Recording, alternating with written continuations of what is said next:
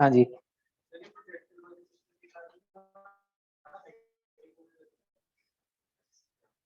Dark mode में भी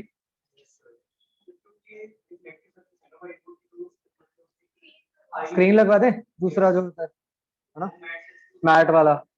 हाँ, वो लगवा दे। ये हाँ, बोर्ड भी। वैसे जो आप लॉजिक कह रहे हो वो इतना कोई खास मुझे लग नहीं रहा। नहीं नहीं, मतलब मैं ये कह रहा हूँ कि वो रिफ्लेक्टिंग सरफेस और स्क्रीन से मुझे नहीं लग रहा कि इतना फर्क पड़ेगा। हम्म।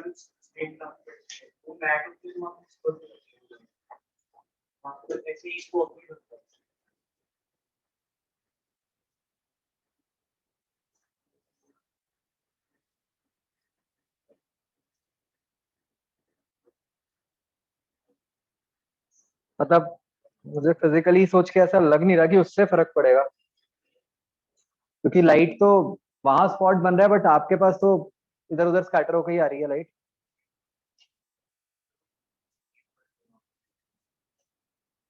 मतलब वो तो कर लेंगे, स्क्रीन तो कोई बड़ी बात नहीं है। तो कितना इफेक्टिव होगा मुझे ये डाउट हो रहा है। ट्राई कर सकते हैं। तो दूसरे हॉल में भी ट्राई कर सकते हैं, जैसे एक वो बोर्ड भी तो, मतलब ये तो थोड़ा ज्यादा रिफ्लेक्टिंग है, मैट वाले भी बोर्ड है ना शायद कई हॉल्स में। देखते हैं।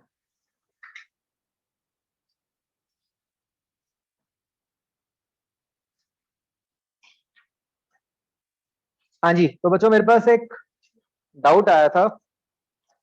नाम बता दूं या ना बताऊं, किसने पूछा था?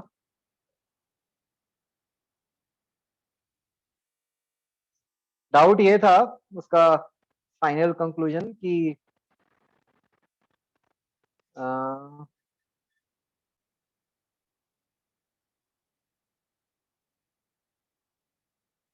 कि जैसे जो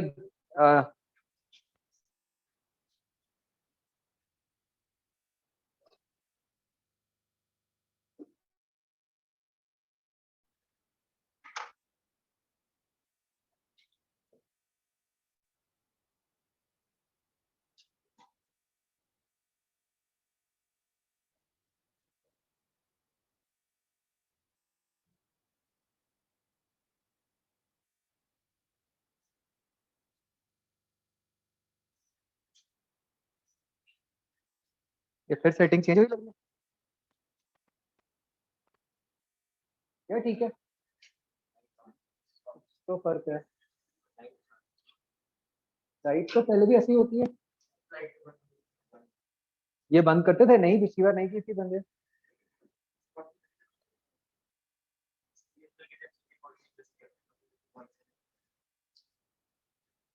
अच्छा, करो भाई, बनाओ। हाँ जी, तब तक मैं डाउट बताता हूँ जो था। वो डाउट ये था कि जैसे जो हम एमजीएच लिखते हैं, मतलब शॉर्ट, तो एमजीएच में जी पॉजिटिव होता है नेगेटिव होता है। और मैंने बड़ी बार कहा कि, मैंने क्लियर भी किया कि यही डाउट है, और फिर भी आंसर आया कि हाँ सर यही डाउट है। और फिर मैंने कहा सोचो, तो सोच के भी पता नहीं क्या, और फिर तो मैंने रिप्लाई नहीं किया, मेरी हिम्मत नहीं हुई रिप्लाई करने की। बताओ भाई बच्चों, क्या इसका क्या एक्सप्लेनेशन है कि एमजीएच में जी पॉजिटिव होगा या नेगेटिव होगा? जी तो एक कांस्टेंट है, वो तो हमेशा ही पॉजिटिव होता है, उसमें तो सोचने वाली बात ही नहीं है। मैंने लिख के भी दिया कि ए पॉजिटिव नेगेटिव होता है, तो जी तो वही रहता है। बट हाँ जी, बता दूं नाम के ना, गैस कौन होगा? हम्म,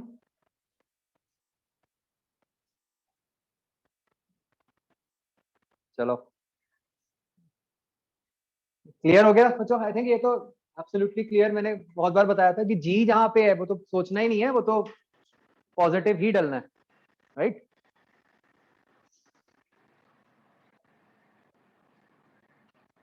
ओके,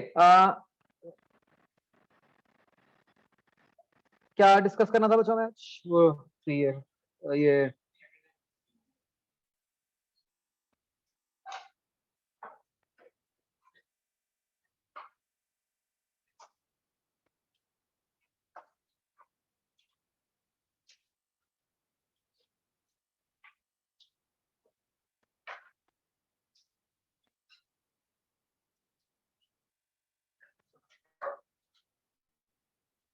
हाँ जी, exercise 0 E part.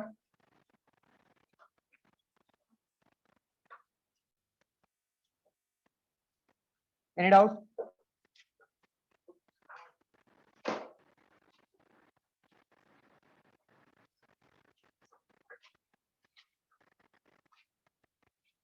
Fourth question देखो, जो ये है इनिशियल सिचुएशन, फाइनल सिचुएशन क्या होगी? Like this.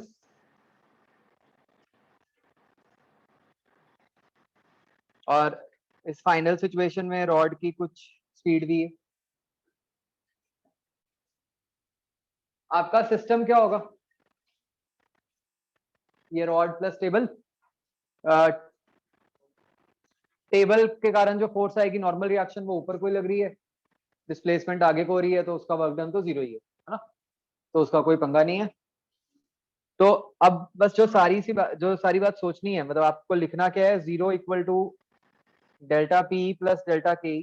डेल्टा के में क्या आएगा? हाफ एम वी स्क्वायर, उसमें भी कोई खास बात नहीं है। अब डेल्टा पी में बच्चों ध्यान रखना था, जहां गलती हो सकती है। सबसे पहले तो बच्चों, जब आप पोटेंशियल एनर्जी लिख रहे हो तो आप कोई भी एक रेफरेंस लेवल ले सकते हो, उससे कोई फर्क नहीं पड़ता। जैसे मान लो मैंने इसी को अपना रेफरेंस लेवल मान लिया, तो इसके हिसाब से अब what will be delta P, कैसे लिखूंगा मैं? फाइनली क्या है, जो इतना मास है, जो मास लटक रहा है, वो कितना है? M by L into Y into G into क्या लेंगे? डेल्टा एच किसका लूं? सेंटर ऑफ मास का, मतलब मिड पॉइंट का। तो इसका सेंटर कहाँ आया? -y/2। तो डेल्टा पी में आपके ये टर्म डलनी थी, M by L into Y into G into -y/2। जैसे इसको सॉल्व करोगे आपका answer.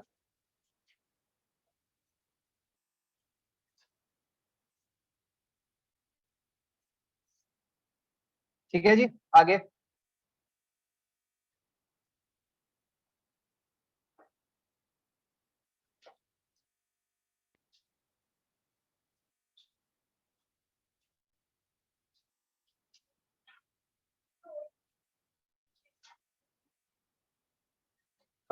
Rain drop of radius this much height से गिर रहा है, हमें कह दिया कि उसकी, देखो इसमें कहा है कि एक रेन ड्रॉप ने गिरना शुरू किया at half its original height, it attains its maximum speed. तो ये जब 250 गिर गया तो उसने कुछ स्पीड v अटेन कर ली, और उसके बाद अगला 250 जो है वो इसी कांस्टेंट v से मूव कर रहा है।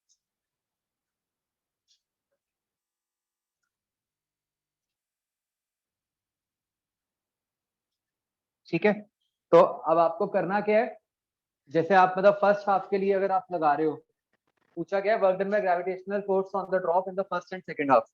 तो ग्रेविटेशनल फोर्स का वर्क डन क्या होगा, कैसे लिखोगे बच्चों? साइन के साथ, ध्यान से सोच के बताओ।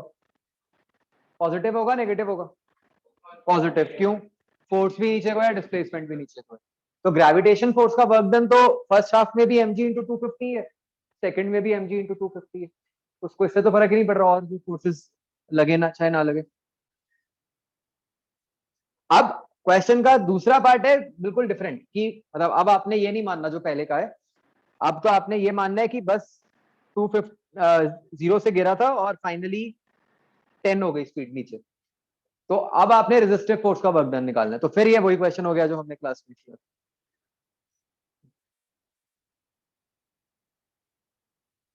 आगे बच्चों,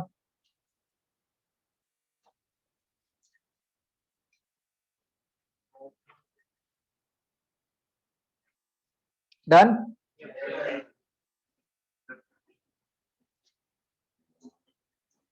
15th में खड़ा होगा।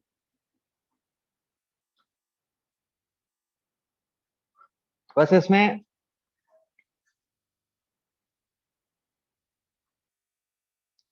तो आप तो शायद जो मिस कर रहे होगे वो ये है कि हाईएस्ट पोजीशन पे जो स्पीड होगी वो जीरो होगी। बस वो देखना।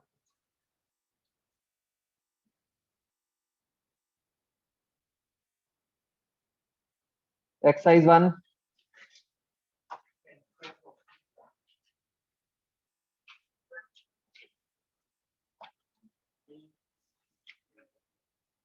10th में क्या ठीक है वो।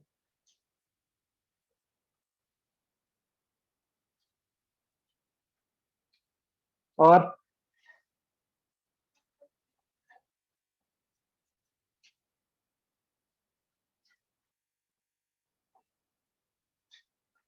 14th question. Bullet emerges out from a wooden plank with 75% of its initial kinetic energy। तो भाई एक प्लैंक है, एक बुलेट उसके थ्रू पास कर रहा है, मान लो उसकी इनिशियल काइनेटिक एनर्जी के है, पास करने के बाद कितनी हुई 3k/4। तो वर्क एनर्जी थ्योरम लगा दो, तो वर्क डन जो हुआ डेल्टा पी तो कुछ है ही नहीं, तो डेल्टा के ई कितना आ गया -k/4 आ गया। आपको पूछा है number of additional planks required to stop the bullet. तो अब हम सोच लेते हैं कि हमने आगे n प्लैंक्स लगा दिए, वो n प्लैंक्स कितना वर्क करेंगे। हमें एक प्लैंक का वर्क डन पता चल गया -k/4। तो n प्लैंक्स कितना वर्क करेंगे n इंटू -k/4। उनको क्या करना है, रोकना है। तो अब डेल्टा के ई कितना हुआ 0 -3k/4। तो आपका n आ गया 3। तो मतलब बेसिकली हमने क्या बात यूज की है कि भाई हर प्लैंक का वर्क डन तो सेम ही होगा।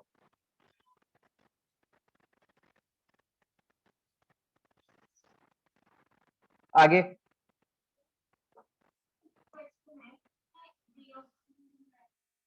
5th question. Force is always perpendicular to motion.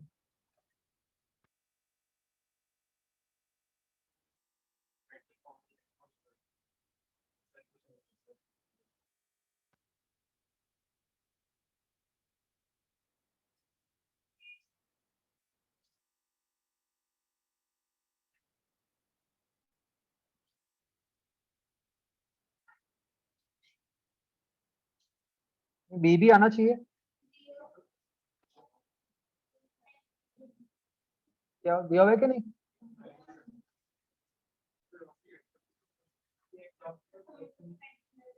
हाँ उससे क्या फर्क पड़ा।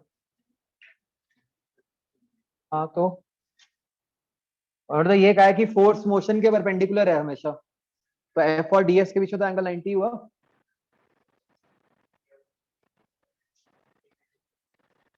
क्या दिया हुआ है, एबीसी दिया हुआ है कि नहीं दिया हुआ। क्या आपका क्या डाउट था।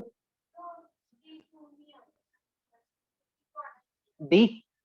अच्छा डी नहीं आएगा बिकॉज वेलोसिटी तो हो सकता है डायरेक्शन चेंज कर रही है, जैसे सर्कुलर मोशन।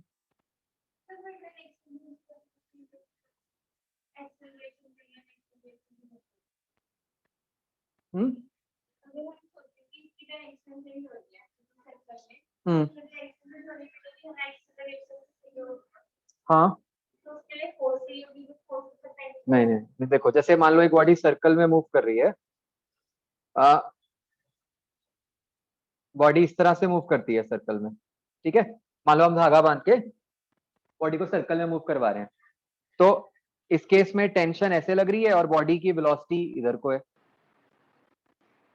ठीक है। तो ये दोनों तो हमेशा परपेंडिकुलर हैं, तो टेंशन का, तो इस केस में फोर्स परपेंडिकुलर टू मोशन है, यस। बट क्या वेलोसिटी कांस्टेंट है, नो। मुझे लगा बी ऑप्शन कह रहे हो, तो बी तो ऑब्वियसली जीरो ही आएगा, डी नहीं आएगा।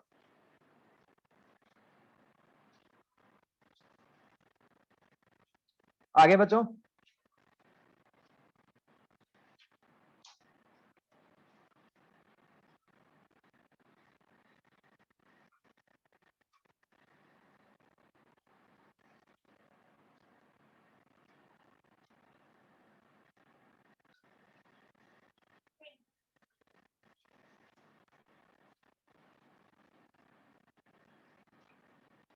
26।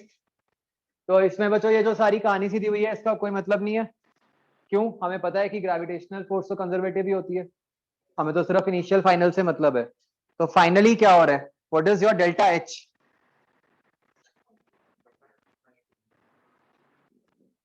-80। पहले 100 था, फिर 20 हो गया, तो -80। तो बस उसके करस्पॉन्डिंग आप स्पीड निकाल लोगे। ठीक है, राइट। और आगे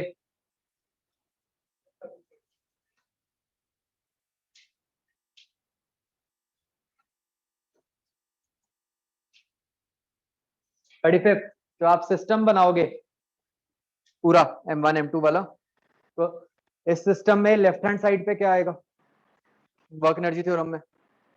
वर्क डन बाय फ्रिक्शन। वो क्या बन जाएगा? -μm1gl is equal to right hand side delta P में क्या आएगा? ये एल नीचे जाएगा, तो -m2gl। डेल्टा के ई में क्या आएगा? Half m1v² plus half m2v², क्योंकि स्पीड तो सेम है दोनों।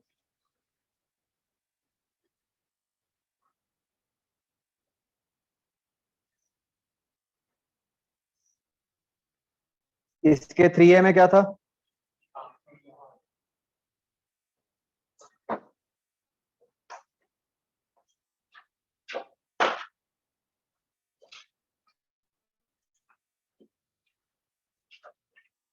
हाँ जी,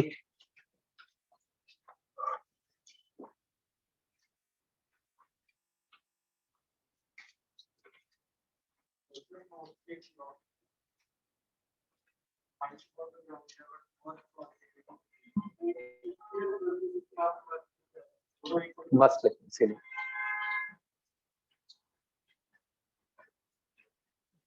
आगे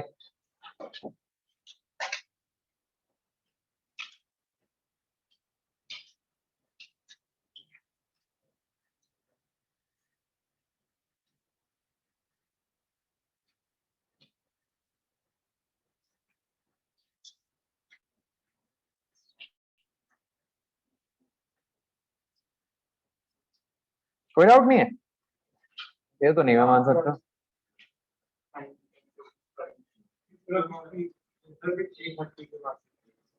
किसके बाद में किया?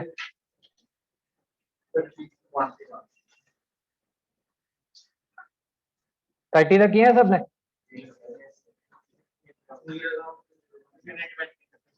20 तक किए हैं? और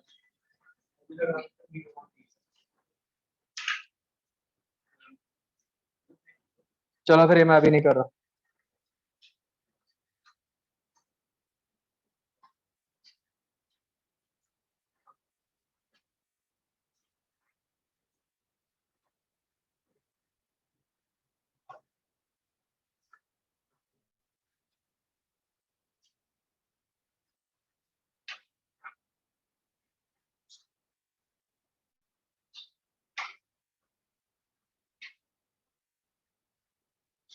हाँ जी, इसमें क्या क्या था मैंने?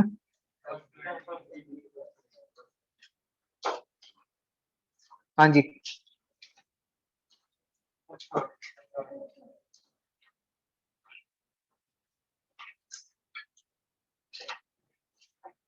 Third question. थर्ड क्वेश्चन बच्चों बहुत अच्छा क्वेश्चन है।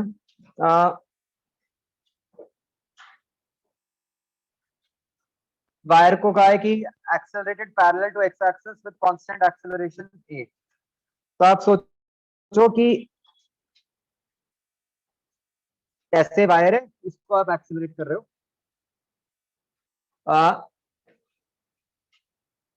लेफ्ट राइट किधर को भी कर दो, कोई फर्क नहीं पड़ेगा।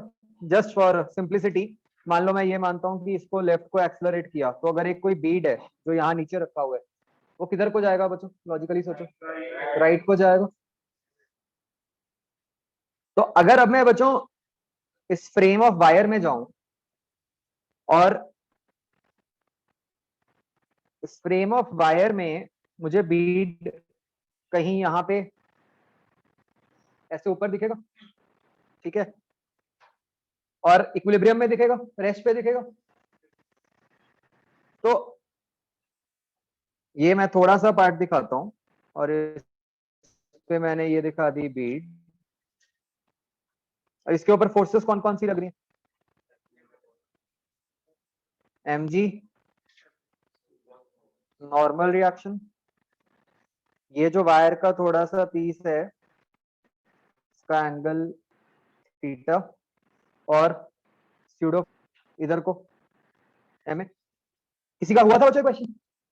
ठीक है, तो अब आप क्या करोगे, टेक कंपोनेंट्स, एन के कंपोनेंट्स ले लो, तो क्या आ जाएगा, एन का एक कंपोनेंट mg को बैलेंस करेगा, एन का दूसरा कंपोनेंट ma को बैलेंस करेगा, तो आपके पास tan थीटा की वैल्यू आ जाएगी जब आप डिवाइड करोगे। तो लेट्स से देखो तो यहां से दिख ही रहा है कि अगर ये n का हॉरिजॉन्टल कंपोनेंट क्या बनेगा, 90 माइनस थीटा बनेगा, तो क्या बन जाएगा, n sin theta equal to ma, n cos theta equal to mg। दोनों को आप डिवाइड करोगे तो tan थीटा की वैल्यू आ जाएगी। अब tan थीटा क्या होगा, आपको वायर की इक्वेशन दी हुई है, what is tan theta, slope ही तो है dy बाय dx, तो tan थीटा को dy बाय dx पुट कर दो,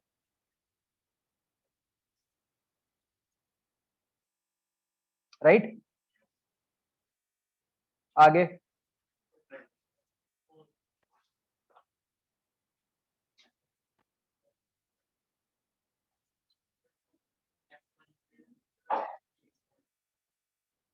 फिक्स्ड है, हाँ फिक्स्ड है, वो तो नीचे से बंधी हुई है।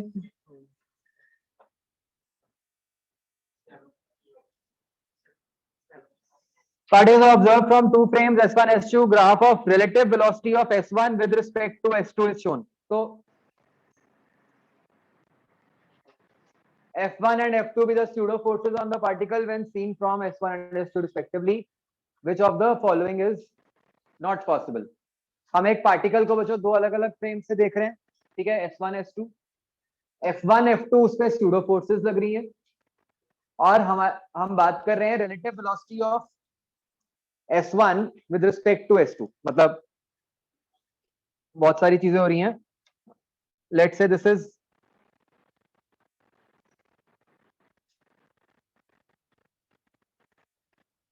एक फ्रेम S1 है, ठीक है, जिसके बारे में हमें देखो क्वेश्चन में ये कहीं नहीं लिखा हुआ कि S1 S2 इनर्शियल है या नॉन इनर्शियल है, कुछ भी हो सकता है ना। तो ठीक है, मतलब हम मान लेते हैं कि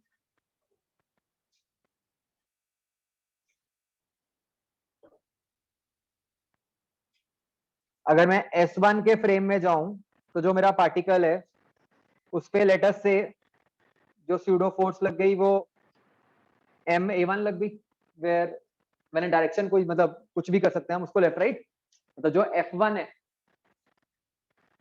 या ma1 भी क्या लिखना, F1 कह दो सीधा स्यूडो फोर्स, तो S2 के फ्रेम में लग गई जो स्यूडो फोर्स वो F2 है, ठीक है। अब S1 वाला ऑब्जर्वर, इनफैक्ट हमें ये भी कहा हुआ है, मतलब हमें ये कहीं नहीं बताया हुआ कि पार्टिकल पे और कोई फोर्सेस लग रही हैं कि नहीं लग रही, है ना, ऐसा तो नहीं कहा हुआ कि सिर्फ यही फोर्स लग रही है। और हमें एक इंफॉर्मेशन ये दी हुई है कि graph of relative velocity of S1 with respect to S2 show किया हुआ है। इससे क्या पता चल रहा है बच्चों इस ग्राफ से,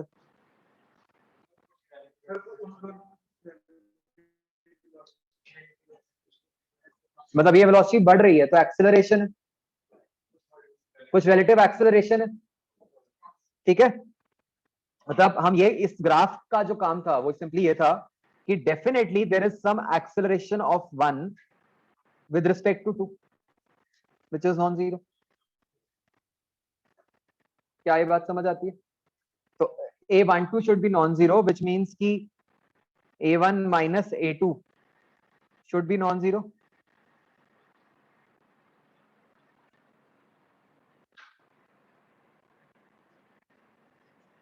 ये ध्यान से रखना, ये A1 A2 क्या है, किसकी एक्सेलरेशन, फ्रेम की, पार्टिकल की नहीं। ये क्या है, relative velocity of S1 with respect to S2, तो हम ये कह रहे हैं कि S1 की रिलेटिव वेलोसिटी है S2 के फ्रेम में। इसका मतलब क्या हुआ कि S, और वो इस टाइप की है, तो इसका मतलब S1 की कुछ एक्सेलरेशन है, रिलेटिव एक्सेलरेशन।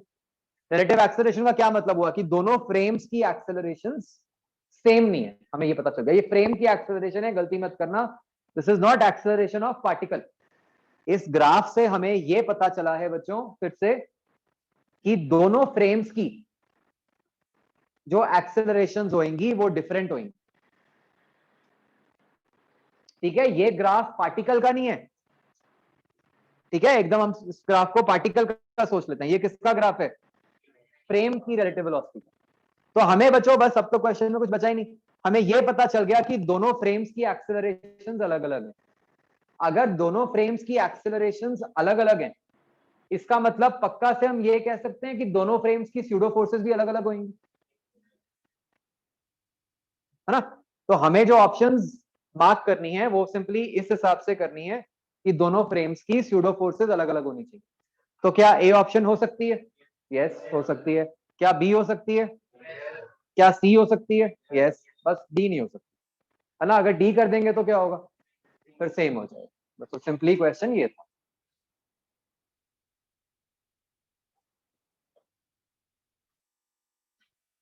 आगे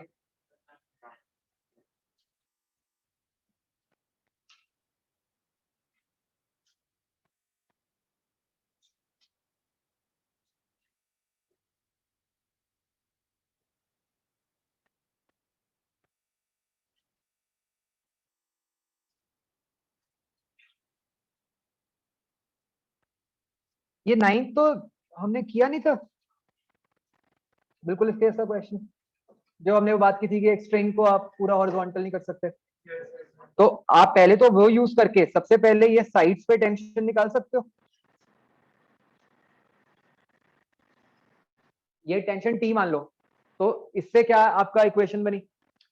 ये टी का 2t sin theta is equal to W, वही पुरानी।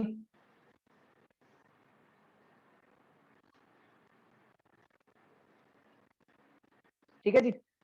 अब बच्चों आपको मिड पॉइंट पे टेंशन पूछी है, यहाँ पे ये वाली नहीं पूछी, आंसर ये नहीं है। मिड पॉइंट पे टेंशन, कहीं पे भी टेंशन पूछी जाती है तो हम क्या करते हैं?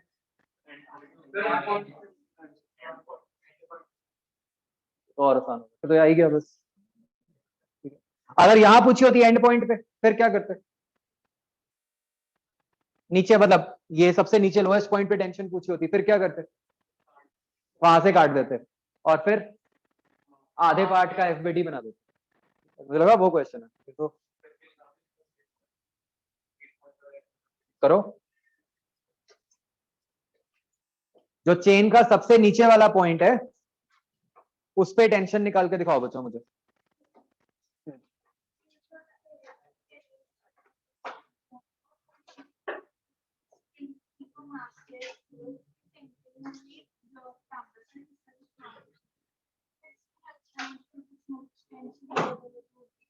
हम तो पूरी चेन का एफबीडी बना रहे हैं। तो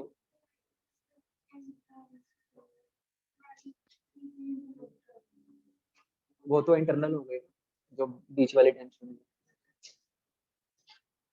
हम तो यही दिखाएंगे ना कि चेन पे बाहर से कौन सी फोर्स लग रही है।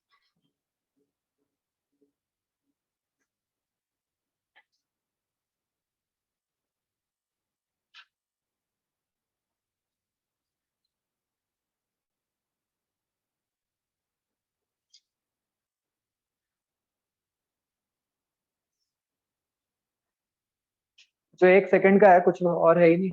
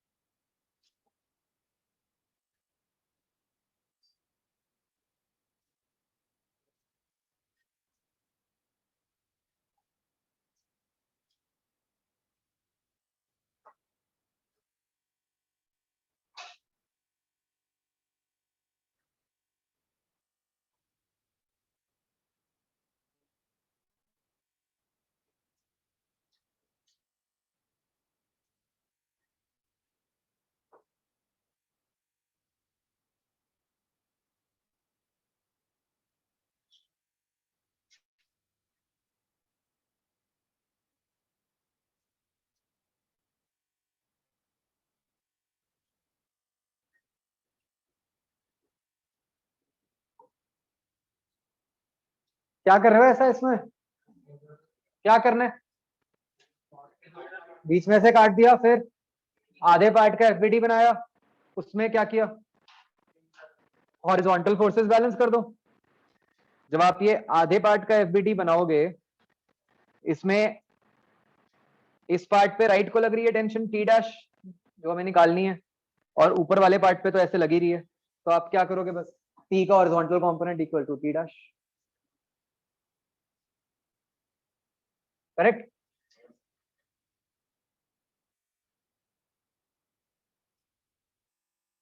आगे।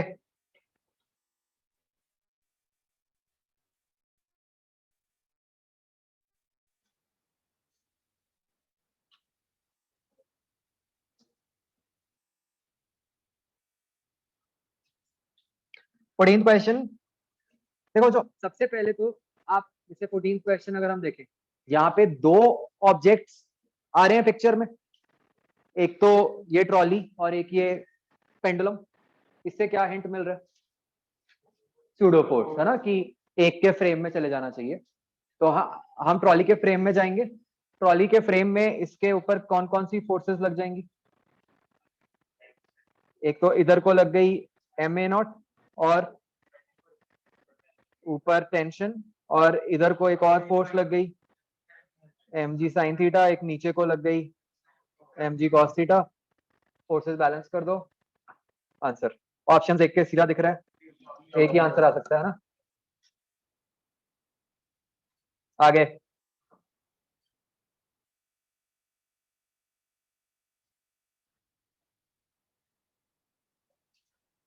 16th question. दो स्प्रिंग्स इक्विलिब्रियम में है, ठीक है। ये नहीं कहा हुआ कि अनस्ट्रेच्ड है, इक्विलिब्रियम में है। क्या मतलब? फोर्स बैलेंस हो रही, ठीक है। मतलब ऑब्वियसली ऐसा हुआ होगा कि नीचे वाला स्प्रिंग दबा हुआ होगा, ऊपर वाला स्प्रिंग खिंचा हुआ होगा। यही पॉसिबल है ना? ठीक है। तो देखो, बस आपने क्या करना है, सिर्फ लिखो जो अगर अभी हम ब्लॉक का एफबीडी बनाएं, उस पर कैसे फोर्सेस लग रही होंगी।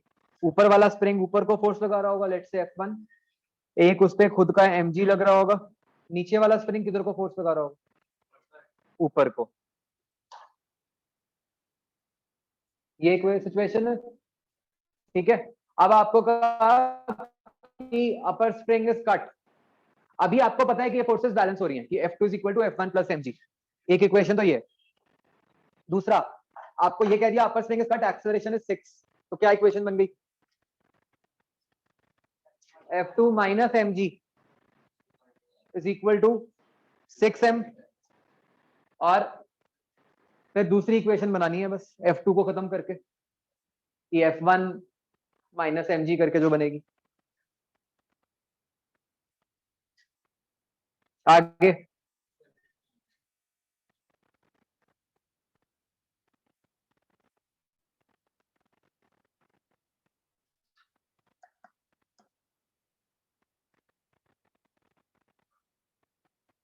सेवनटीन में क्या मुश्किल है? लिफ्ट के फ्रेम में जाओ, सूडो फोर्स लगाओ।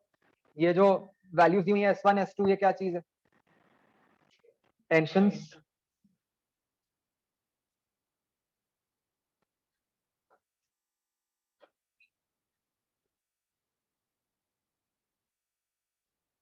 एटीन में एक ही गलती करोगे, आपने निकाला होगा G sin 30 minus G sin 60।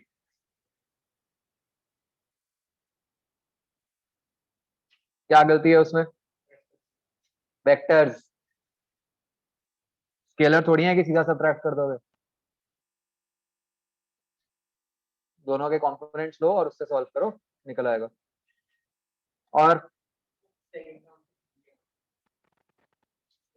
1 minute पहले आगे, ये 1920 हो गए।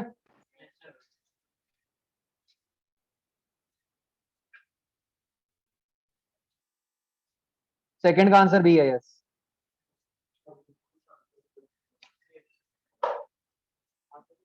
हाँ, बी कर लो इसका। हम्म।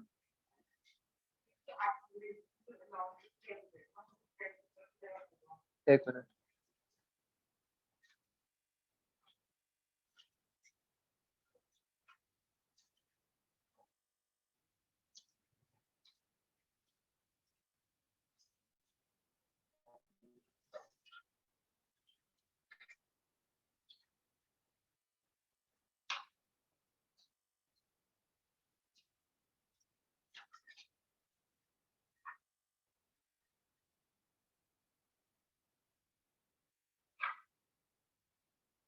अच्छा, ये जो बी आंसर है वो तो वो वाला है, मतलब हॉरिजॉन्टल एक्सेलरेशन वाला है।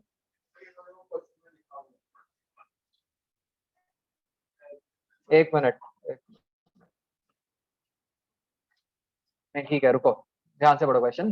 क्या कहा है कि दो पार्टिकल्स हैं, उनको हॉरिजॉन्टल सरफेस पे रखा हुआ है, हमने एक मिड पॉइंट पे फोर्स लगाई, वो फोर्स किधर को लगा रहे हैं हम? वर्टिकली अपवर्ड, ऊपर को। तो आप सोचो कि दो बॉल्स हैं ऐसे स्ट्रिंग से रखी हुई हैं, और आप स्ट्रिंग पे फोर्स ऊपर को लगा रहे हो, तो उससे क्या होगा?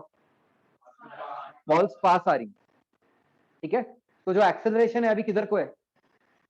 हॉरिजॉन्टल ही है, वो हवा में नहीं है,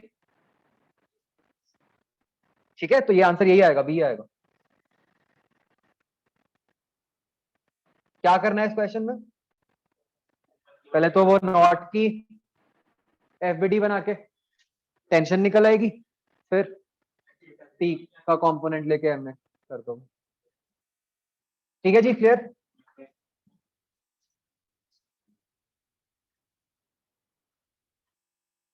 तो इसकी बच्चों नेक्स्ट टाइम आपने ये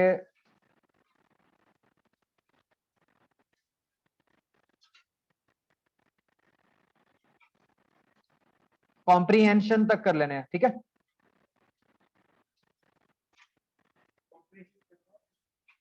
कॉम्प्रीहेंशन इंक्लूडिंग।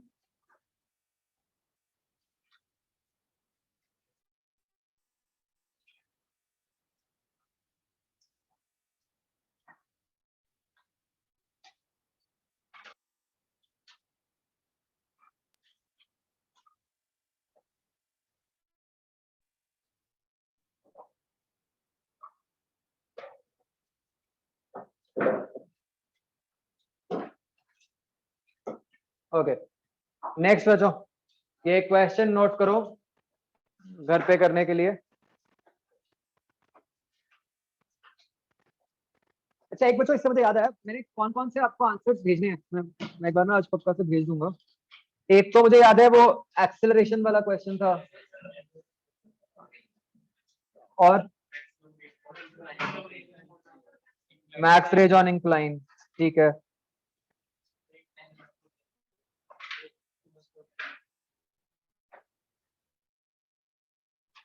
कौन सा? थ्री ब्लॉक्स वाला, वो तो हमने कर लिया था डिस्कस, थ्री ब्लॉक्स वाला।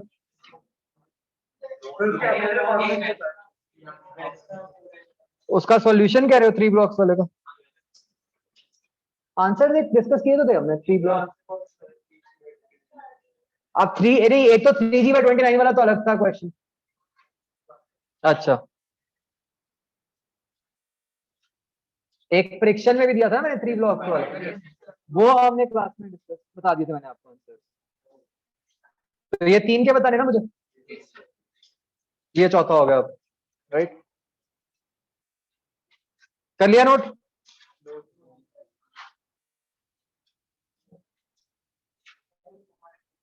और कौन से?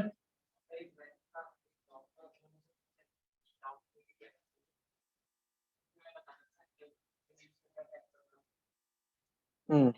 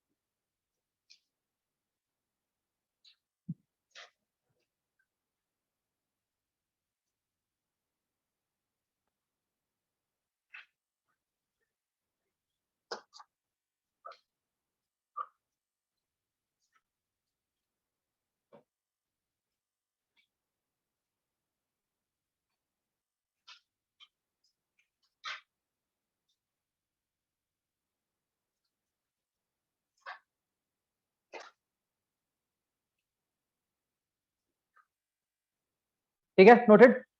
बस मतलब इसलिए आप समझ गए होगे इसमें हो क्या रहा है कि वेज को स्मूथ सरफेस पे रखा है, तो होगा क्या, वेज भी मूव करेगा, तो उसको भी इंक्लूड करना पड़ेगा।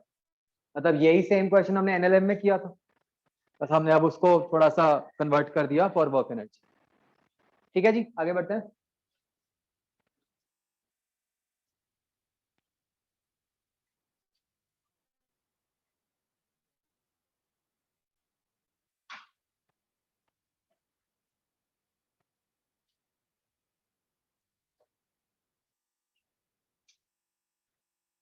तो बच्चों we'll again now we talk about conservative forces and potential energy। ठीक है, हमने पहले पढ़ा था। तो उसमें बच्चों हम फिलहाल के लिए ये मानते हैं कि लेटर से एक पार्टिकल है जिसके ऊपर सिर्फ कंजर्वेटिव फोर्सेस एक्ट कर रही है। ठीक है, एक पार्टिकल है उस पर सिर्फ कंजर्वेटिव फोर्सेस एक्ट कर रही है। हमने लास्ट टाइम जो सीखा था वो ये सीखा था कि what is the relationship between conservative force and potential energy. बच्चों क्या था रिलेशन, कैसे निकालते थे हम potential energy? Delta U is equal to minus F conservative dot DS, है ना। उसी को बच्चों हमने थोड़ा और डिटेल में पढ़ना है। ठीक है, तो लिखो कि imagine a particle under the action of conservative forces only. Heading दे दो पोटेंशियल एनर्जी एंड इक्विलिब्रियम।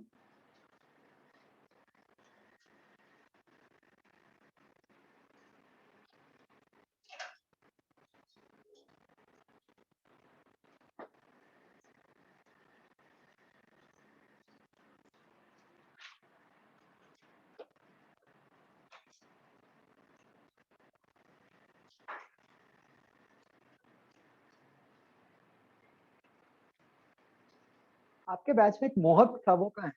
अच्छा,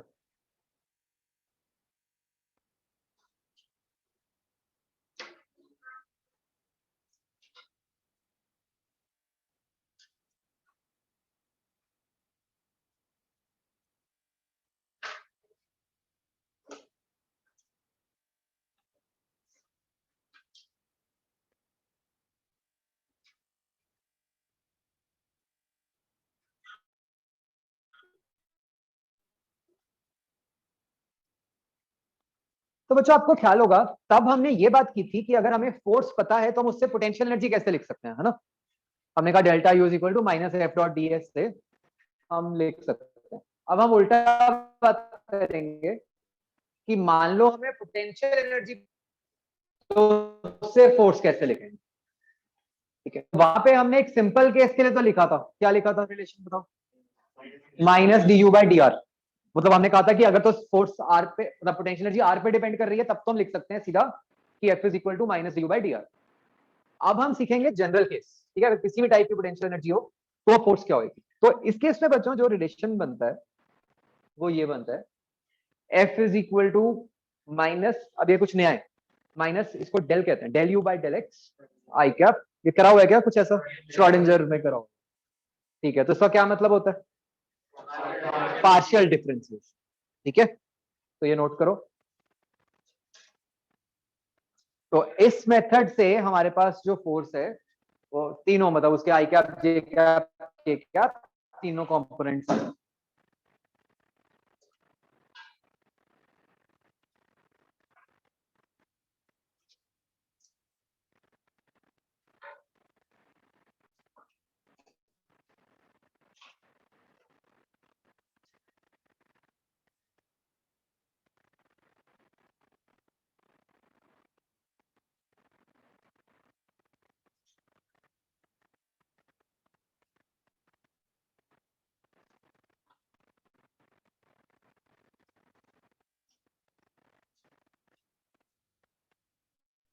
इसका मीनिंग क्या होता है बच्चों पार्शियल डिफरेंशिएशन का? जब हम कहते हैं del U by del X, उसका क्या मतलब है?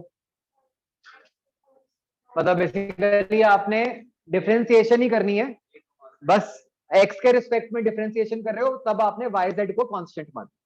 ठीक है ना, ये करा है कि नहीं करा?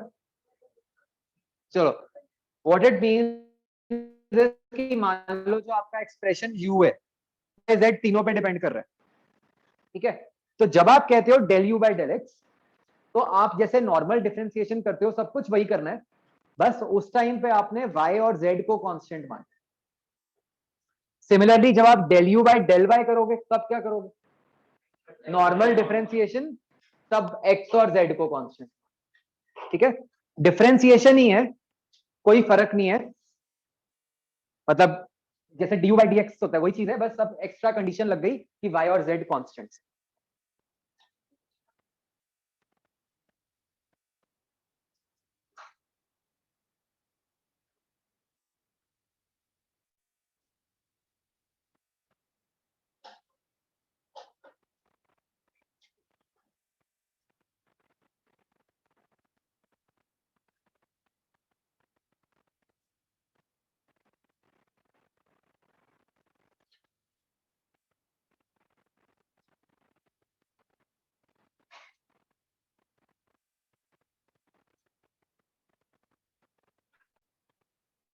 मीनिंग समझ आ गया बच्चों?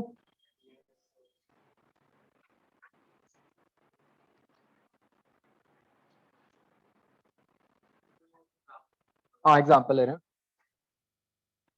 जैसे ऐसे ही जब आप del U by del Y करोगे तो वो D U by D Y हो गया, तब एक्स जेड कॉन्स्टेंट्स हो गए। मतलब आपको बच्चों यू का एक्सप्रेशन गिवन होगा, आप उसको डिफरेंशिएट कर दो। जब आप उसको डिफरेंशिएट करोगे, मतलब जब तो आप del U by del X निकाल रहे होगे, उस वाली डिफरेंशिएशन में आपने वाई जेड को कांस्टेंट मानना। जब आप del U by del Y कर रहे होगे तो उस वाली डिफरेंशिएशन में एक्स जेड को कांस्टेंट मानना। एग्जांपल लेते हैं अभी और क्लियर हो जाएगा।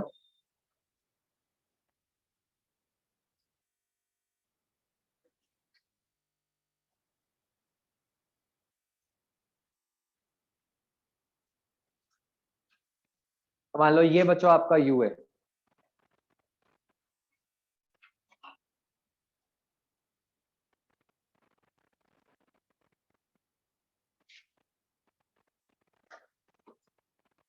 एक बार ट्राई करो एफ निकालने का।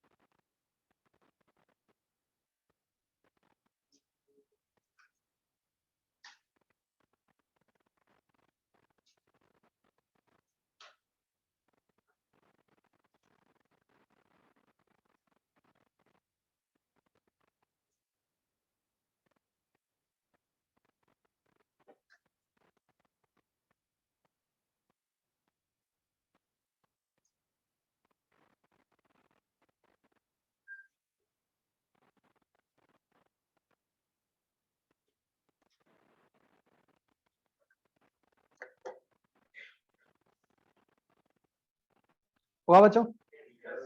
तो अब देखो जब आपको करना है del U by del X, उसका मीनिंग क्या है, D U by D X करना है बस, और उस टाइम पे वाई जेड कॉन्स्टेंट्स हैं, तो फर्स्ट टर्म का क्या बन जाएगा? सिंपली वाई स्क्वायर जेड बन जाएगा। करेक्ट, लिखना ऐसे है फोर्स निकालने के लिए। तो फर्स्ट टर्म क्या बन जाएगी? सिंपली जब आप इसको लिखोगे, मतलब ये आगे तीन टर्म्स और भी आएंगी, ठीक है, तो इसके लिए क्या बना? वाई स्क्वायर जेड बना। इसके लिए वाई कांस्टेंट है, तो सिर्फ वाई बचेगा ना। तो आई के साथ क्या टर्म्स आ गई? एक तो वाई स्क्वायर जेड वाली आ गई और एक सिर्फ वाई वाली आ गई, राइट। ऐसे ही अब जब हम अगली टर्म लिखने लगेंगे, del U by del Y, अब मतलब एक्स और जेड कॉन्स्टेंट्स हैं, तो फर्स्ट टर्म का क्या बना? एक्स जेड कॉन्स्टेंट्स हैं, तो वाई स्क्वायर का 2y, तो एक टर्म तो बन गई आपकी 2xyz। दूसरी टर्म x, तो जे कैप के साथ क्या आएगा? 2xyz and x, 2xyz and x। Third term, अब आपका z कांस्टेंट है, तो ये क्या बची? एक्स वाई स्क्वायर, और वो 0, ठीक है ना। तो ये आपकी के कैप के साथ एक ही टर्म आई, एक्स वाई स्क्वायर। ठीक था सबका बच्चों? ओके,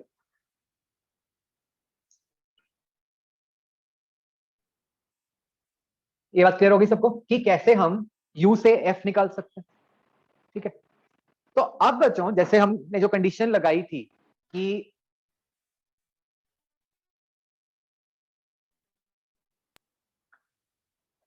फोर्सेस लग रही हैं, ठीक है, तो बच्चों अगर हम ऐसी सिचुएशन में ये कह रहे हैं कि पार्टिकल इक्विलिब्रियम में है, उसका मतलब क्या हुआ? नेट फोर्स जीरो है ना। नेट फोर्स जीरो होने का क्या मतलब हुआ? कि ये जो हम एक्सप्रेशन कर रहे हैं वो जीरो हो गया। हम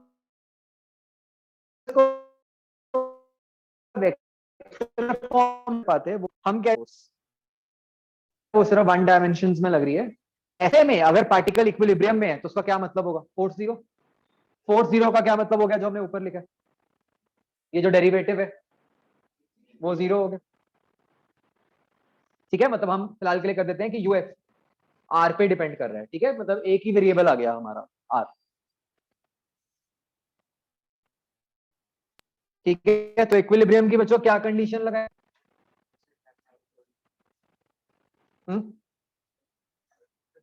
एफ जीरो मतलब D U by D R zero.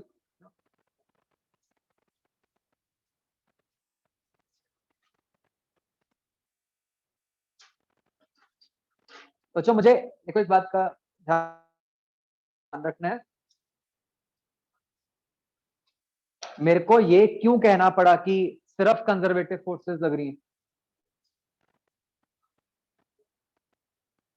उस कंडीशन को हम कहाँ यूज कर रहे हैं? मतलब D U by D R से सिर्फ कंजर्वेटिव फोर्स ही आएगी ना, ये आपने उसको जीरो कर दिया। अगर मान लो दूसरी भी लग रही होती, फिर तो हम उनके बारे में कुछ कह ही नहीं सकते थे। मतलब ये जो कंडीशन है कि minus D U by D R को जीरो कर दिया, ये कब लगेगी? जब कंजर्वेटिव फोर्स, जब सिर्फ कंजर्वेटिव फोर्सेस है।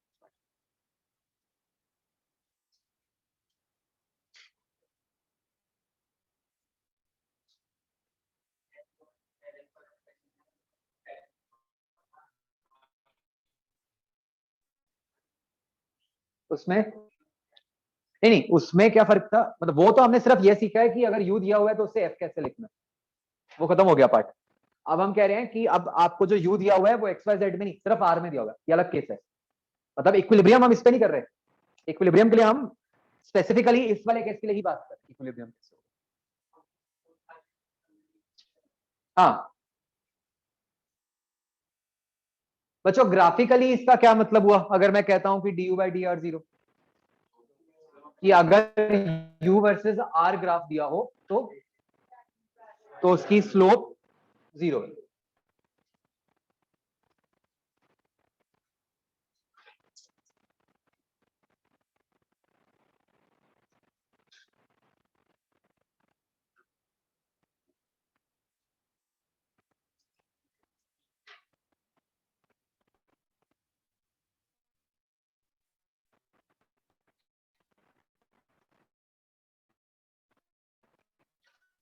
सोचो एक बात, मतलब क्या हो सकता है कि वो उसमें दिया हो सकता है, या आपको यू एक्स वाई जेड की टर्म्स में दिया हो सकता है।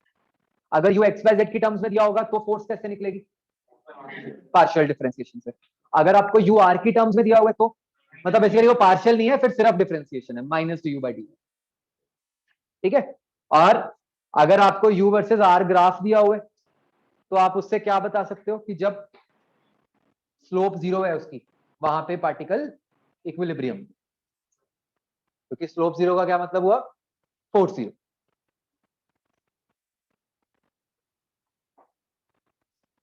Is this thing clear? Okay. अब बच्चों हम एक नई चीज सीखेंगे which is types of equilibrium. ठीक है। अभी तक हमने इतना सीखा था कि हाँ जी इक्विलिब्रियम, और उसकी कंडीशन हमें पता है कि क्या होती है, कि फोर्स जीरो है ना। अब हम एक नई बात सीखेंगे जिसको हम कहेंगे टाइप्स ऑफ इक्विलिब्रियम। ठीक है। इसको बच्चों एक एग्जांपल से समझते हैं। लेट अस से बच्चों मैंने एक पेन को ऐसे टॉप से पकड़ा हुआ है, क्या ये इक्विलिब्रियम में है? ठीक है। ओके। अब बच्चों मैं उल्टा भी कर सकता हूं कि मैं बिल्कुल केयरफुली इस पेन को वर्टिकली अपवर्ड रखते हुए भी बैलेंस बना सकता हूं कि ये ऊपर कोई पॉइंट कर रहा हूं। इन दोनों में फर्क क्या है? क्या अब ये इक्विलिब्रियम में है? ठीक है। दोनों में फर्क क्या है? चलो पेन से बेटर एक और एग्जांपल लेते हैं। लेट्स से ऐसे सोचो बच्चों, मान लो ये एक खाई है, खाई के लोएस्ट पॉइंट पे एक बॉल पड़ी है। मान लो पहाड़ है और एक पॉइंट पे बॉल, दोनों केसेस में इक्विलिब्रियम है। पर सेकंड केस में ऐसा है कि अगर उसको हमने मूव कर दिया तो वो गया आगे, वो वहां पे वापस नहीं आएगा। फर्स्ट केस में क्या होगा? अगर हमने उसको मूव किया तो वो उसमें वापस आने की टेंडेंसी है। क्या ये बात समझ आती है बच्चों? और हम एक येट बच्चों तीसरा केस बना सकते हैं। सोचो ऐसे, मान लो मैंने प्लेन सरफेस के ऊपर बॉल रख दी, यहाँ पे क्या होगा? मान लो इसको मैंने थोड़ा सा धक्का मारा, वो जहां पे थी, तीनों में ध्यान से अगर हम सोचें बच्चों, क्या इक्विलिब्रियम है तीनों में? फर्क क्या है? फर्क इस बात का है कि जब आपने उसको उसकी इक्विलिब्रियम पोजीशन से शिफ्ट किया। फर्स्ट केस में जब हमने उसको इक्विलिब्रियम पोजीशन से शिफ्ट किया तो क्या होगा? वापस वहीं आए। सेकंड केस में जब हमने उसको शिफ्ट किया तो क्या होगा? कहीं और ही चला गया, दूर चला गया। थर्ड केस में जब हमने उसको शिफ्ट किया तो हमने जहां भी शिफ्ट किया था, मैंने उठा के थोड़ा राइट पे रख दिया तो क्या होगा? वो वहीं पे रह जाएगा। आई बात समझ? ये क्या हो रहा है? दोबारा करना।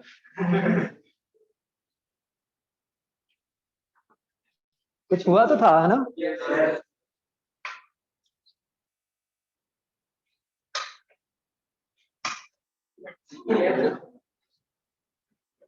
इंटरेस्टिंग।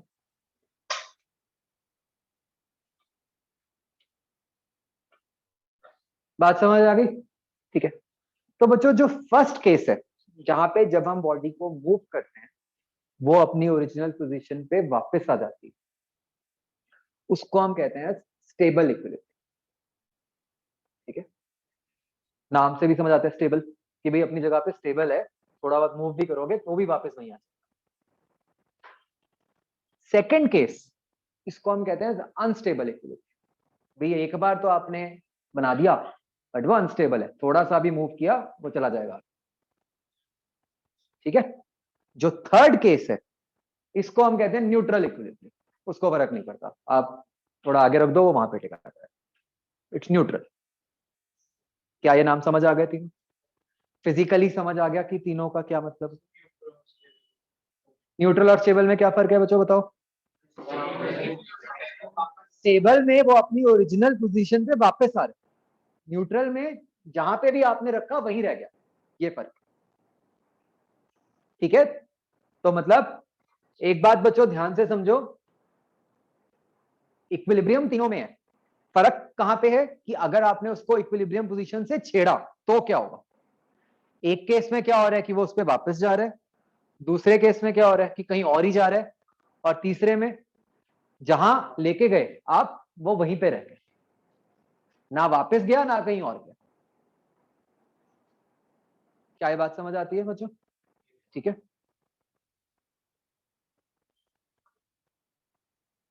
तो फिजिकली समझ आ गया हमें। ठीक है, अब हम देखते हैं कि मैथमेटिकली हम क्या कंडीशन बनाएंगे जिससे कि हमें ये समझ आए कि कब स्टेबल इक्विलिब्रियम होगा, कब अनस्टेबल होगा एंड सो ऑन। ठीक है, तो फर्स्ट टाइप लिखो बच्चों,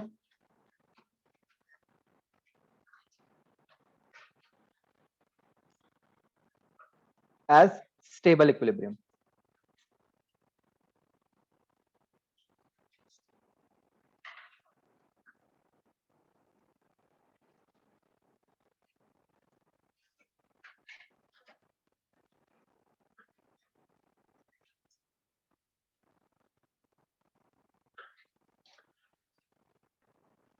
तो बच्चों हम एक बात समझें कि स्टेबल इक्विलिब्रियम की फर्स्ट कंडीशन तो हमें पता ही है कि क्या होनी चाहिए, इक्विलिब्रियम की तो होएगी पक्का। वो क्या है, 4 0, राइट। तो फर्स्ट कंडीशन तो यही एग्जांपल लेते हुए, ठीक है, हम इसकी डेफिनेशन लिख लेते हैं चलो पहले, कि when a body is disturbed from its original position, equilibrium position, it tries to return back.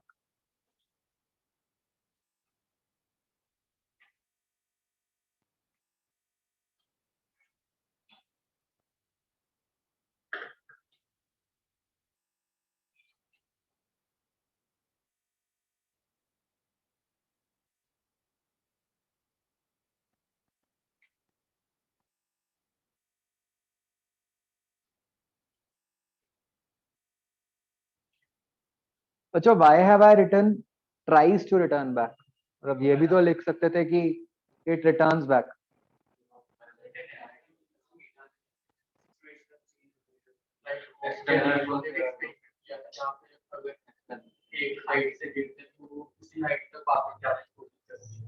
हम्म,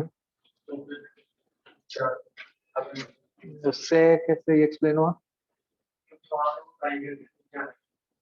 नहीं मतलब नीचे आई, मैं कह रहा हूँ कि अगर मैंने इसको यहाँ से उठा के यहाँ रखा तो वो नीचे ही आ जाएगी ना, दिक्कत क्या है? वो ऑसिलेट करेगी, ऐसा तो नहीं है ना कि अगर आपने इसको थोड़ा ऊपर करके छोड़ा तो वो बस यहाँ आके रुक जाएगी, क्या हो जाएगा, ऑसिलेट। तो इसलिए हमें लिखना पड़ा ट्राइस।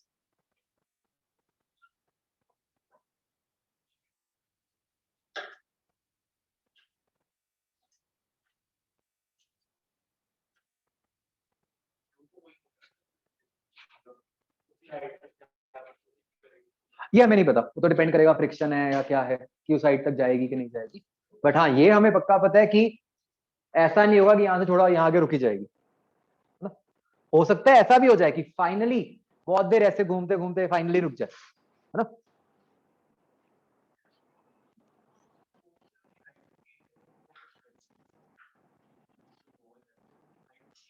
ना। मेंटेन कहाँ करेगी, अगर आपने उसको थोड़ा ऊपर हाइट पे रखा तो वो तो वहां से नीचे जा रही है ना।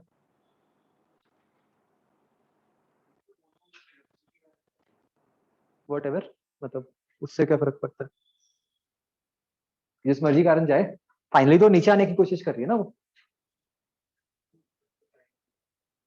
हम ये कह रहे हैं कि अगर आपने इसको यहां से उठा के ऊपर रखा तो वो नीचे जाने की कोशिश करेगी।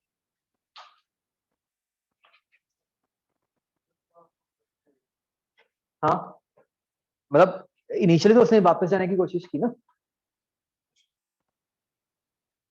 हम उसकी, हम ये बात कर रहे हैं कि जब जस्ट मूव किया तब उसने क्या कोशिश की।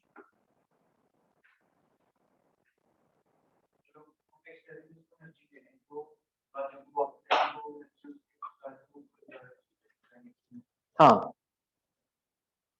मैं आपका डाउट समझ गया। आप ये कहना चाह रहे हो कि जब आप इधर लेके गए तो जब हमने उसको छोड़ा तो वो यहाँ नीचे आई और यहाँ से तो फिर ऊपर चली गई वो, ठीक है। तो समझना क्या था कि इनिशियली फर्स्ट इंस्टेंट पे तो उसने नीचे जाने की कोशिश की ना, वो तो नीचे जाने की कोशिश के चक्कर में ऐसा हो गया कि वो फिर आगे चली गई, बट उसकी इनिशियल कोशिश क्या थी, नीचे जाने की, है ना। हमने उसके बेसिस पे ये डिफाइन किया। अंडरस्टूड। इसकी बच्चों मैथमेटिकल कंडीशन क्या होनी चाहिए? फर्स्ट कंडीशन तो क्या होगी कि जो फोर्स है वो तो जीरो होनी चाहिए। वो तो कोई भी इक्विलिब्रियम है, इक्विलिब्रियम की बेसिक कंडीशन ही ये होती है कि फोर्स जीरो, है ना। अब हम ये सोचते हैं बच्चों कि एक्स्ट्रा क्या कंडीशन लगाएं जिसके बेसिस पे हम ये कह सकें कि ये स्टेबल भी है इक्विलिब्रियम, राइट। इक्विलिब्रियम की कंडीशन तो हमने लगा दी, वो तो पता ही है क्या है कि फोर्स जीरो। हमें क्या एक्स्ट्रा कंडीशन चाहिए किस बात की, कि वो स्टेबल हो, ठीक है। तो अब बच्चों अगर हम यहां पे देखें, यहां पे जो इसकी हाइट है वो सबसे कम है। हाइट कम मतलब पोटेंशियल एनर्जी मिनिमम, है ना। ऐसे ही जो अनस्टेबल वाला केस था उसमें वो सबसे ज्यादा हाइट पे था, तो वहां पोटेंशियल एनर्जी मैक्सिमम थी। तो जो हम सेकेंड कंडीशन बना रहे हैं स्टेबल या अनस्टेबल की, वो हम बना रहे हैं इन टर्म्स ऑफ पोटेंशियल एनर्जी, ठीक है। तो यहां पे हम क्या कह सकते हैं स्टेबल में कि पोटेंशियल एनर्जी क्या होगी, मिनिमम। क्या ये बात समझ आती है बच्चों? ये तो इस केस में हाँ, मतलब ऑल्दो इसको हमने इस एग्जांपल से वो हर केस में ही ऐसा होता है, ठीक है। आगे देखेंगे, ये तो अभी हमें जस्ट समझा, हमने हाइट वाला एग्जांपल ले लिया।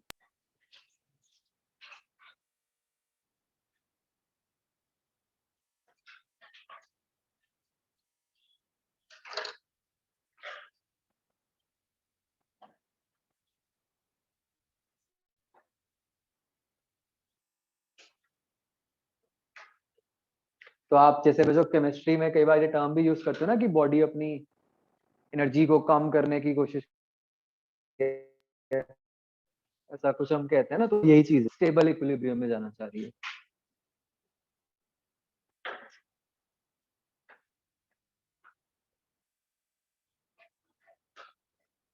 ओके, नाउ बच्चों let's recall applications of calculus.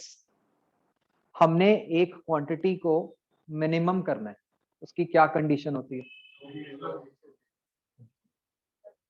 अगर मिनिमम की क्या कंडीशन होती है याद करो। डिफरेंशिएशन, अगर y मिनिमम करना है तो हम क्या कहते थे, dy by D x zero. और एक और कंडीशन भी हमने लिखी थी, डबल डिफरेंशिएशन क्या होनी चाहिए, पॉजिटिव। याद है ये कि differentiation zero, double differentiation positive, ठीक है। तो उसको हम यहाँ पे यूज करेंगे। तो बच्चों हमने u को मिनिमम करना है, तो उसकी फर्स्ट कंडीशन क्या हुई, du by D R zero, जो कि अदरवाइज क्या थी, du बाई डी आर क्या होता है, फोर्स जीरो ही तो होता है। तो वो एक ही बात थी कि चाहे मैथमेटिकली हम बोल देते हैं कि du by D R zero करो, फिजिकली हम उस बात को क्या बोल रहे हैं कि फोर्स जीरो।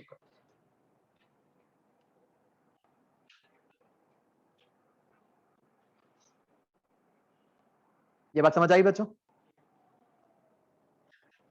दूसरी कंडीशन क्या लगनी चाहिए कि जो डबल डेरिवेटिव है वो क्या होना चाहिए, ग्रेटर देन। तो ये एक्स्ट्रा कंडीशन है, ठीक है ना। ये कंडीशन तो हमने पहले ही ऊपर ही पढ़ ली थी कि फोर जीरो कर दो। एक्स्ट्रा कंडीशन जो आ गई जो हमने समझी वो ये है कि D square u by D R square को ग्रेटर देन जीरो कर।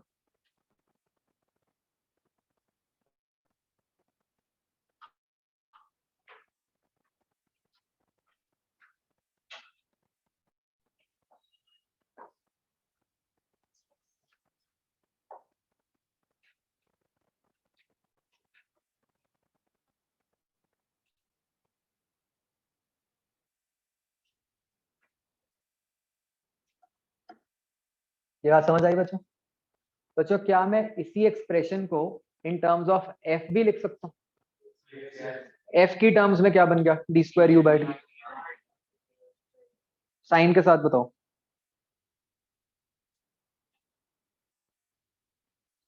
How will you write this condition in terms of force?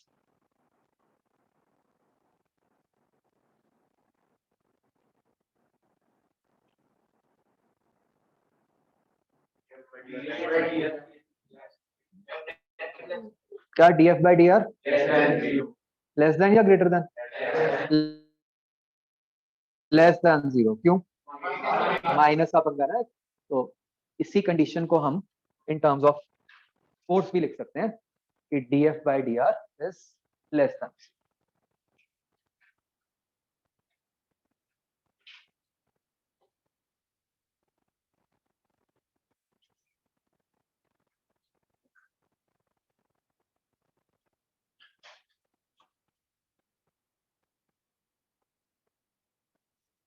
ठीक है बच्चों। यहां पे बच्चों एक ना बहुत अच्छा क्वेश्चन बन जाता है और उसमें पक्का गलती करोगे हमारी पिछली रेपुटेशन के हिसाब से। देखो डीएफ बाई डी आर का क्या मतलब हुआ? कौन से ग्राफ की स्लोप? फोर्स और आर के graph. D by D R का क्या मतलब हुआ? कौन से ग्राफ की स्लोप? You versus R. तो आपका क्वेश्चन क्या बनता है कि भाई अगर तो आपको यू वर्सेस आर ग्राफ दिया हो, उससे आप स्टेबल इक्विलिब्रियम कैसे आइडेंटिफाई करोगे? क्या दो कंडीशंस लगाओगे बताओ मुझे? अगर यू वर्सेस आर ग्राफ है उस पे कौन सी दो कंडीशंस लगाओगे? स्लोप जीरो और दूसरा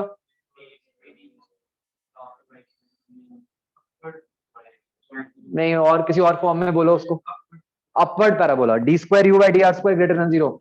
क्या मतलब हुआ? Concave up. याद करो, है ना? वही क्वाड्रेटिक से रिलेट करके। तो मतलब हमें क्या पता चला कि यू वर्सेस आर ग्राफ में क्या देखना होगा कि एक तो स्लोप जीरो हो और वहां पे पार्ट जो हो वो क्या हो? कनकेव अप हो, अपवर्ड पैराबोला। ठीक है। अगर वही बात को एफ वर्सेस आर ग्राफ में देखना हो तो कैसे देखोगे? दो conditions F versus R graph में। दो कंडीशंस आएंगी ना, एक स्टेबल की और एक इक्विलिब्रियम की। तो सोचो एफ वर्सेस आर ग्राफ में दो कंडीशंस कौन सी आएंगी?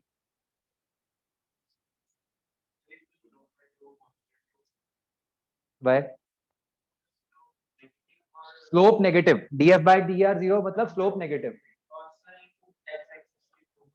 और एफ जीरो का क्या मतलब हुआ?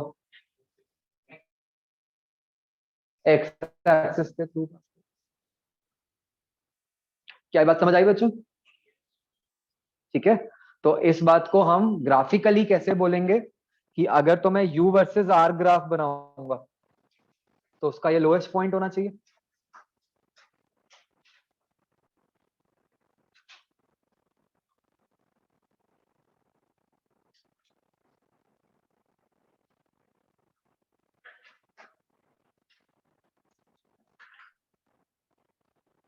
है ना? क्लियरली यहाँ पे यू इज मिनिमम।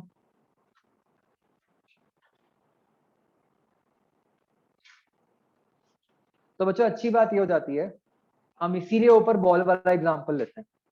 आप समझ रहे हो दोनों शेप सेम ही है ना? ये खाई वाली मतलब ये यू वर्सेस आर ग्राफ ही है, तो वो याद रखना बहुत आसान हो जाता है।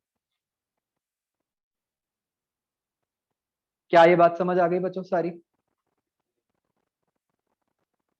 ठीक है। कैसे हमने निकाला स्टेबल इक्विलिब्रियम? बिल्कुल ऐसे ही बच्चों। अब अनस्टेबल इक्विलिब्रियम के लिए क्या कुछ बन जाएगा? जो ऐसा करो, खुद से आप लिखो। आपको सारे पॉइंट्स लिखे हुए हैं स्टेबल के, है ना? बिल्कुल वैसे ही आप सारे पॉइंट्स अनस्टेबल इक्विलिब्रियम के लिख के दिखाओगे।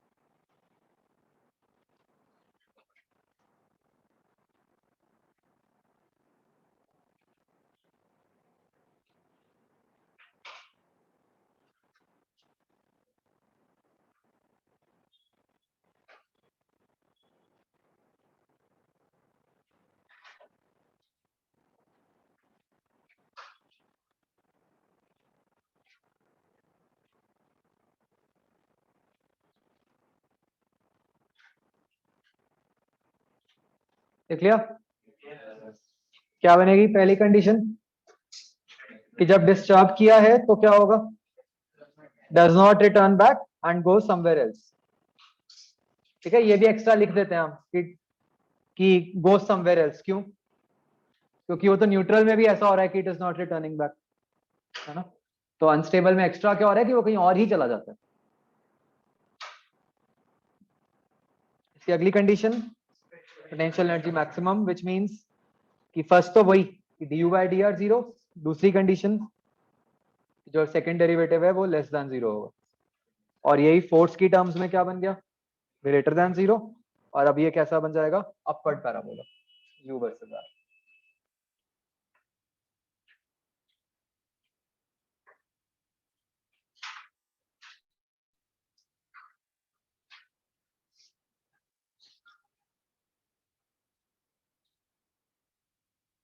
लिख लिया?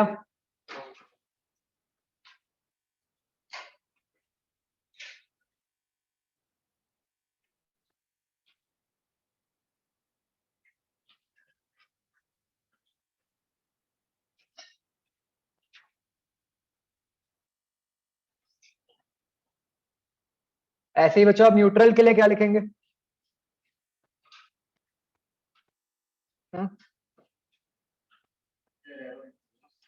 ये अगर हमने डिस्प्लेस किया तो क्या होगा? वो वहीं पे रह जाएगा।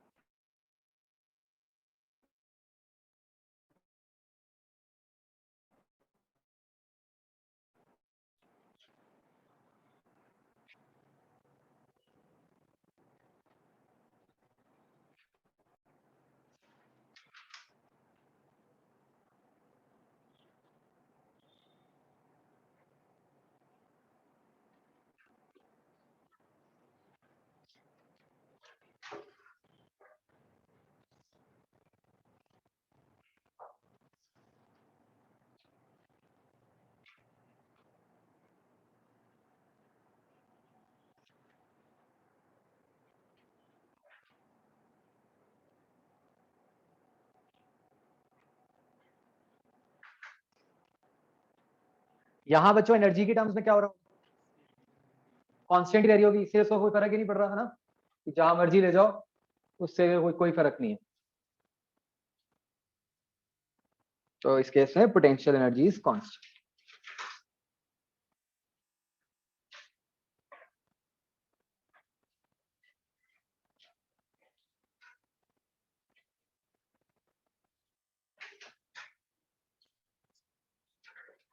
अब मैथमेटिकली क्या होगा? du by dr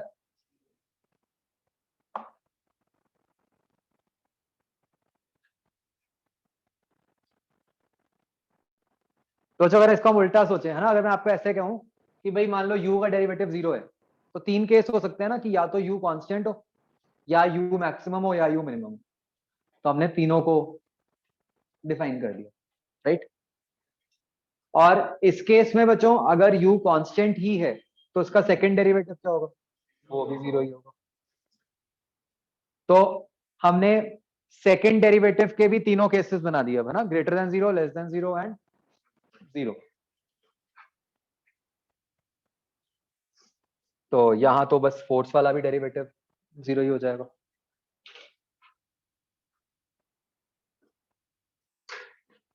तो ये बच्चों बहुत ध्यान रखने वाली बात है कि अगर फोर्स वाले ग्राफ की स्लोप 0 होगी तो उसका क्या मतलब होगा? Neutral equilibrium.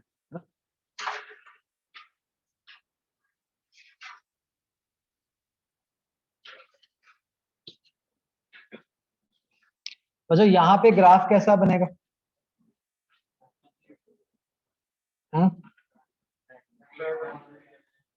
u versus r का ग्राफ कैसा बनेगा? उसकी स्लोप 0 ही है, पैरेलल। तो वेरी वेरी इंटरेस्टिंगली तीनों ही केसेस में ग्राफ वही बन रहा है जो हम सिचुएशन लेते हैं। तो इसलिए इसमें मतलब गलती होने का चांस नहीं है कभी भी, है ना।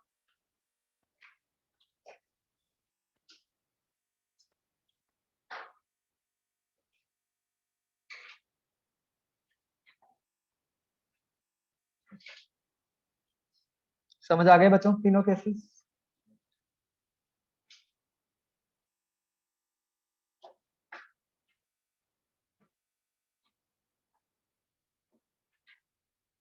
तो बच्चों जैसे हम फिजिकली भी सिचुएशन देखकर बता सकते हैं बेस्ड अपॉन आवर डेफिनेशन कि भाई वो सिचुएशन जो है वो स्टेबल इक्विलिब्रियम की है या अनस्टेबल की है या न्यूट्रल की है। कैसे? वही सोच के कि पार्टिकल वापस जा रहा है नहीं जा रहा, क्या हो।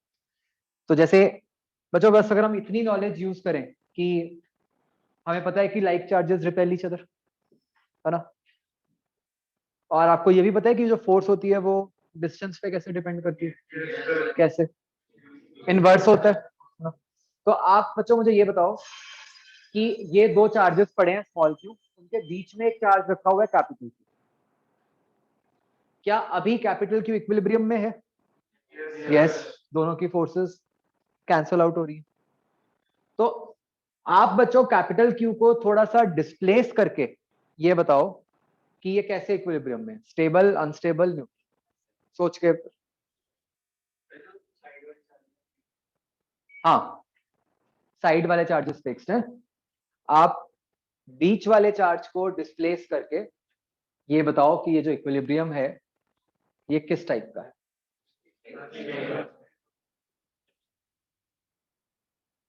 सोच लो, एक मिनट। जैसे मैंने बताया हुआ है ऐसे, राइट, इसी हिसाब से।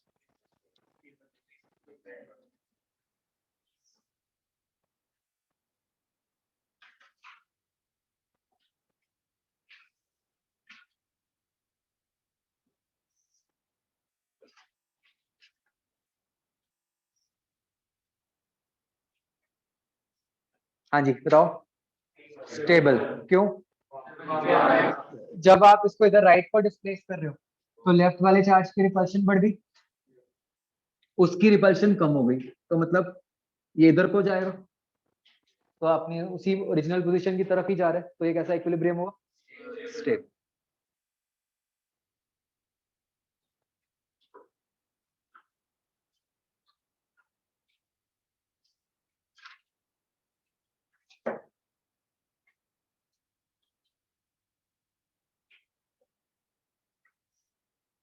तो बच्चों क्या होता है कि अगर तो हमें मैथमेटिकल एक्सप्रेशन दिया होगा फिर तो जो हमने अभी कंडीशंस लिखी हैं हम उससे निकालेंगे।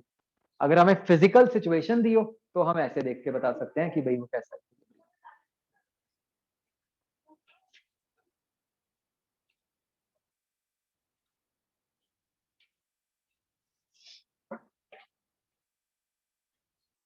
ठीक है जी। एक बार बच्चों इसको वाई एक्सिस के अलोंग भी डिस्प्लेस करके देखो, फिर बताओ कैसा इक्विलिब्रियम। जल्दी क्या होती है मुझे ये नहीं समझ आती।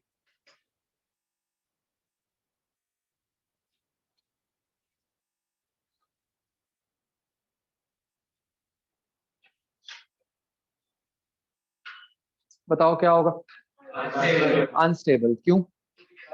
जब आप इसको थोड़ा सा डिस्प्लेस करोगे तो इसके ऊपर दोनों चार्जेस के कारण रिपल्शन लग रही है, तो उसका क्या होगा? इफेक्ट किधर को आएगा? ऊपर को, तो वो ऊपर ही चला जाएगा। तो इस केस में क्या हो गया? एक्स एक्सिस के अलोंग कैसा इक्विलिब्रियम है? स्टेबल। और वाई एक्सिस के अलोंग कैसा है? अनस्टेबल। तो मतलब ऐसा कोई जरूरी नहीं होता कि इक्विलिब्रियम स्टेबल अनस्टेबल कुछ यूनिवर्सली हो जाता है, डायरेक्शन स्पेसिफिक होता है कि किसी एक तरफ स्टेबल किसी एक तरफ अनस्टेबल, ऐसा भी पॉसिबल। और आपको मेथड समझ आ गया बच्चों हम कैसे चेक कर रहे हैं?